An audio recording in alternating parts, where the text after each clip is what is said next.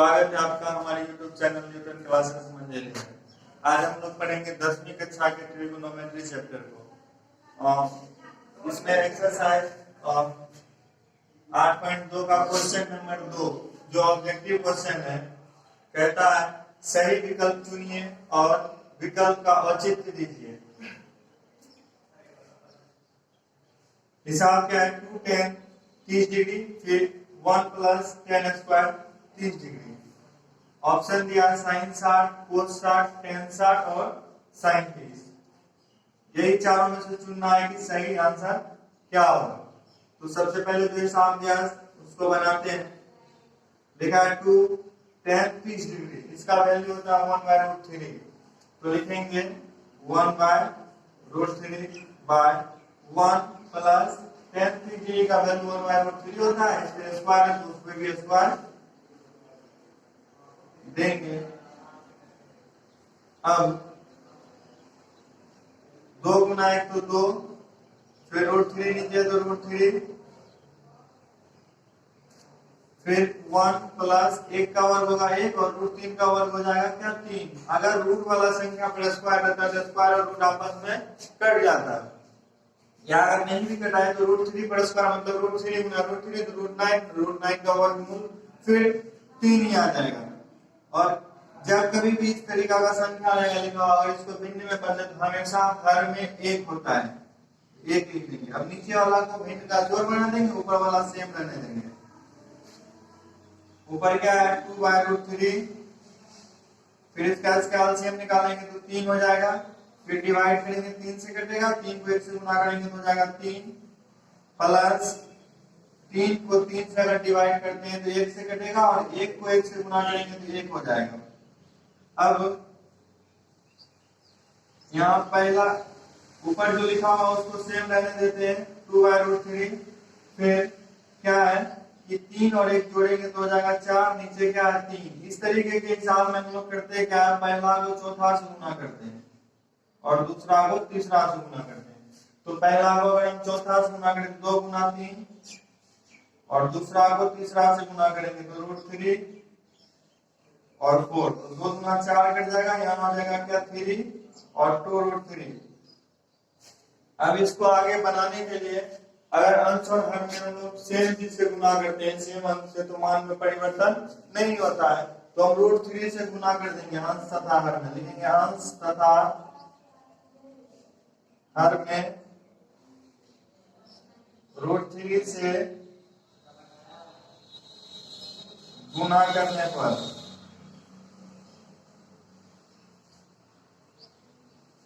क्या है 3 2√3। इसको हम 3 और 3 से गुना कर देंगे, अंश में भी √3 और हर में भी √3 से, तो आ जाएगा 3√3 और यहाँ हो जाएगा 2√3। अगर सेम अंक डबल बार रिपीट हो और रूट में रहे तो सिर्फ अंक लिखा जाता है, √3 कर जाएगा तो क्या होगा √3/2। अब √3/2 देखेंगे sin 60 का, cos 60 का, tan 60 का या 30 sin 30 का वैल्यू होता है, तो √3/2 जो होता है ना sin 60 डिग्री का वैल्यू होता है, तो ऑप्शन नंबर ए सही हो जाएगा। आइए अब दूसरा क्वेश्चन देखते हैं। कहता है 1 - tan square 45 degree by 1 + tan square 45 degree. करना क्या है, 1 है तो 1 लिखेंगे, tan 45 का वैल्यू होता है। अब इस पर वर्ग है तो इस पे भी हम वर्ग करेंगे, फिर 1 है तो 1 + tan 45 का वैल्यू हो गया 1 का वर्ग। अब 1 का वर्ग होगा 1 और फिर यहाँ 1 है और 1 का वर्ग हो जाएगा क्या 1, तो 1 में 1 जाएगा तो 0 और 1 क्या हो जाएगा 2, दोनों को डिवाइड करेंगे तो 0 आ जाएगा, क्या आएगा 0। अब ऑप्शन देखते हैं A B C D में क्या है 0, तो ऑप्शन नंबर डी जो है वो सही हो जाएगा। ऑप्शन नंबर डी कहता है क्या 0 होगा, तो 0 आया तो 0 सही होगा।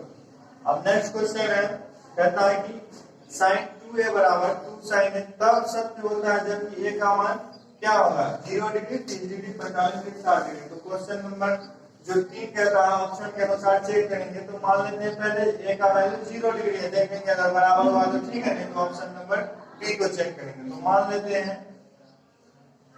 a = 0 डिग्री, तो हिसाब क्या कहता है साइन 2a बराबर 2 साइन a। तो साइन 2a का वैल्यू क्या माने 0, तो 0 लिख देंगे बराबर 2 साइन a का वैल्यू 0। अब किसी भी संख्या को अगर 0 से गुना करने किया जाए तो वो हमेशा 0 होता है। तो साइन 2 गुना 0 बराबर 0, और यहाँ क्या हो जाए 2 साइन 0 तो 0, दोनों मान क्या हो गया बराबर हो गया ना। यहाँ कहता है क्या a का मान क्या ले कि दोनों बराबर होगा, तो a का मान 0 लेंगे तो क्या होगा दोनों बराबर होगा। इस तरीके से क्वेश्चन नंबर 3 को भी सॉल्व करेंगे। अब क्वेश्चन नंबर 4 कहता है क्या 1 plus 10 30 degree by 1 plus 10 square 30 degree बराबर होगा साइन 60, सॉरी 60 है साइन 60 फिर 10 60 और साइन 30 का। यहाँ कुछ और होता है इसमें, और क्वेश्चन ऑप्शन नंबर ये जो है साइन कोस 60 डिग्री दिया हुआ है, कोस 60। तो इसको सॉल्व करते हैं क्वेश्चन नंबर 4 को।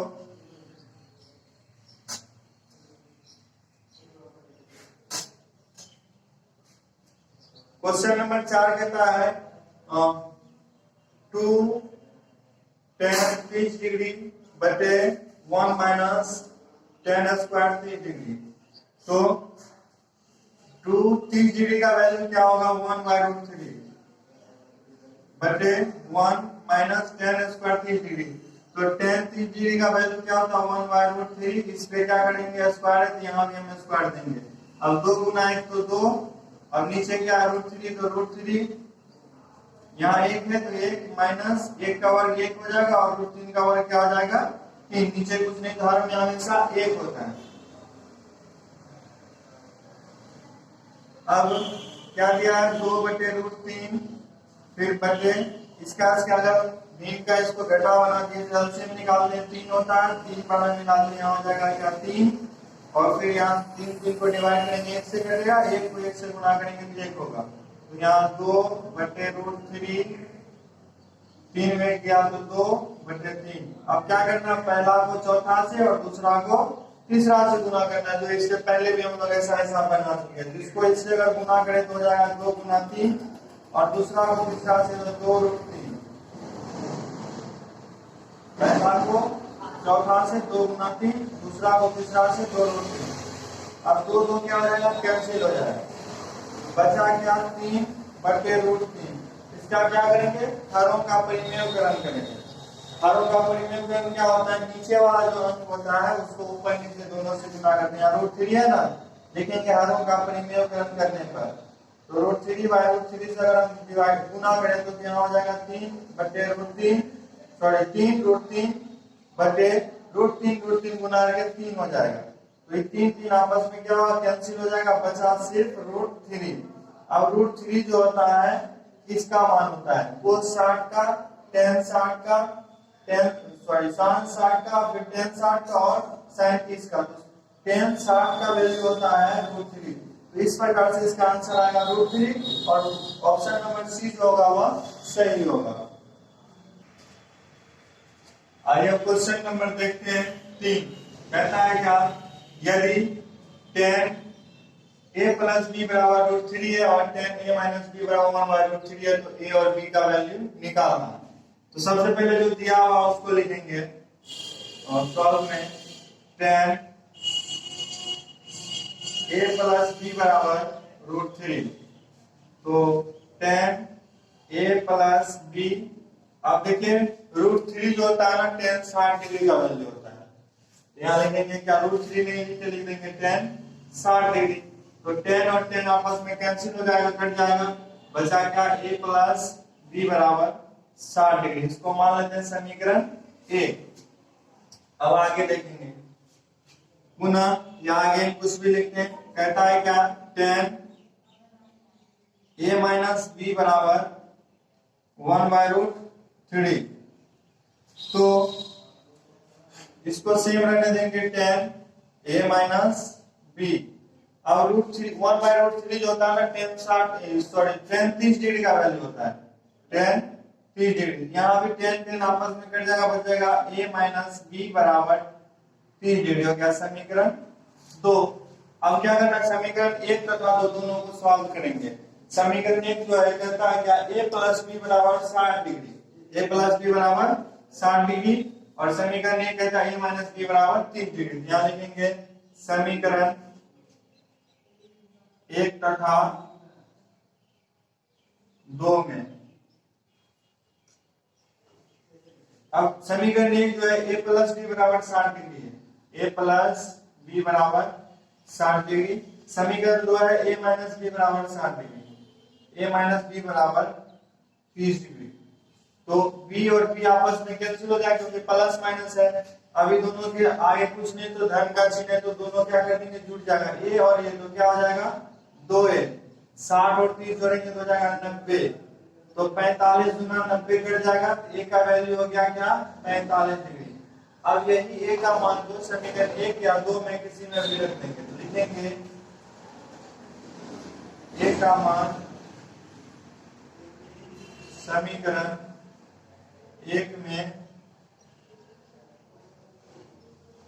रखने पर समीकरण एक क्या कहता है, a प्लस बी बराबर 60 डिग्री, a का वैल्यू हो गया 45 प्लस b बराबर 60 डिग्री। तो b इस पार इधर क्या प्लस में उधर उस साइड जाएगा तो माइनस में हो जाएगा, माइनस 45 डिग्री।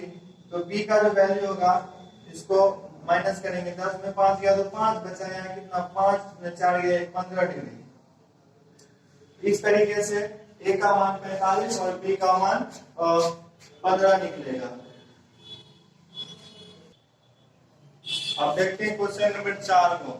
कहता है बताइए कि निम्नलिखित में से कौन कौन सत्य है या असत्य है, कारण सहित अपने उत्तर की पुष्टि कीजिए। तो सबसे पहले sine a plus B whole में दिया हुआ, फिर साइन a और साइन b दिया हुआ, बताना है कि सही है कि गलत है। तो ये जो होगा ना असत्य होगा। अब देखिए यहाँ कहता है कारण सहित उत्तर की पुष्टि कीजिए। तो कारण बता रहे हैं, मान लेते हैं कि a अगर 30 डिग्री है, a बराबर 30 डिग्री तथा b कुछ मान लेते हैं 60 ही है। इसको अगर हम लिख लेंगे तो साइन 30 प्लस 60 लिख देंगे, और इसको लिख देंगे क्या साइन 30 और साइन 60। अब अगर इसका मान को बैठाते हैं तो यहाँ हो जाएगा तो साइन 90 हो जाएगा, और यहाँ साइन 30 का वैल्यू होता है 1/2, और साइन 60 डिग्री का वैल्यू क्या होगा √3/2। तो इसका जब हम मान लिखते हैं 1 होगा, और यहाँ इसका एलसीएम निकाल लेंगे 1, इतना होगा 1 प्लस √3। दोनों के आपस में बराबर नहीं होगा, और यहाँ क्या कहता है कि बराबर है, तो बराबर नहीं है इसलिए क्या होगा असत्य है। तो क्वेश्चन नंबर 1 जो है असत्य है। दूसरा क्वेश्चन कहता है कि थीटा में वृद्धि होने के साथ साइन थीटा में भी वृद्धि होता है, तो होता है, लिखेंगे क्या सत्य। क्यों होता है, क्योंकि थीटा में वृद्धि होने पर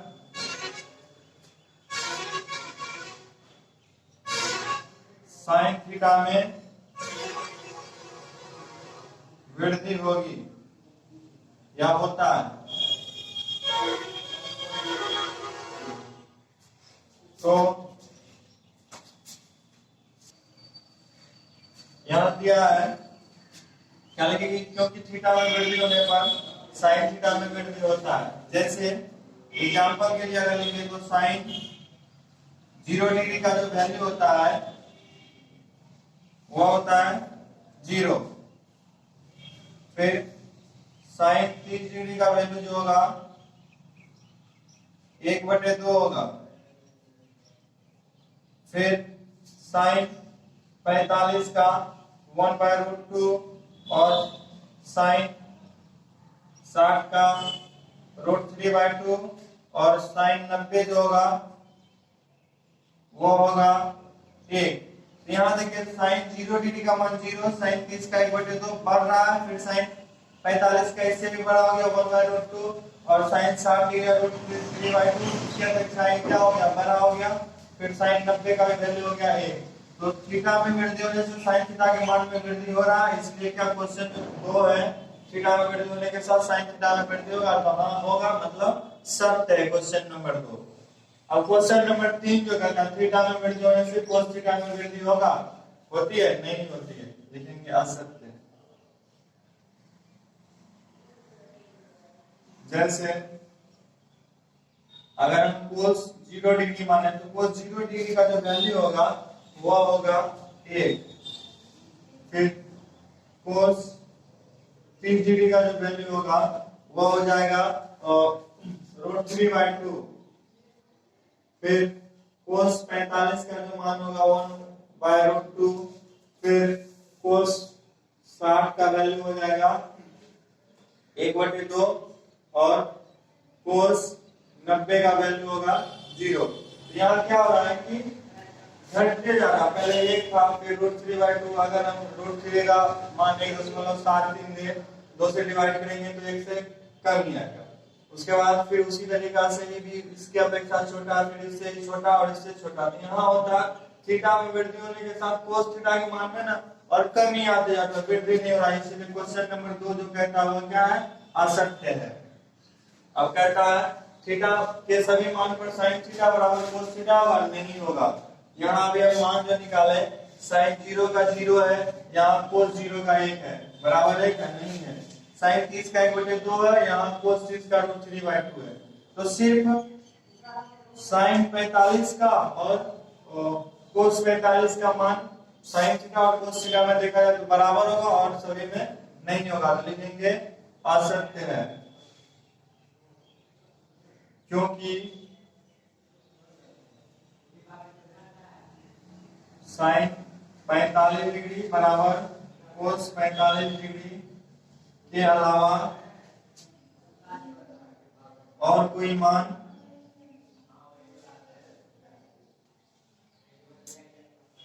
बराबर नहीं होगा।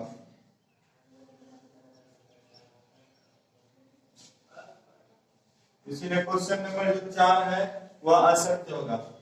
अब लास्ट क्वेश्चन देखते हैं। कहता है ये बराबर अगर 0 डिग्री है पर कोण ए परिभाषित नहीं होगा, मतलब अपरिभाषित होगा, तो लिखेंगे सत्य है, क्योंकि कोण 0 डिग्री अपरिभाषित होता है।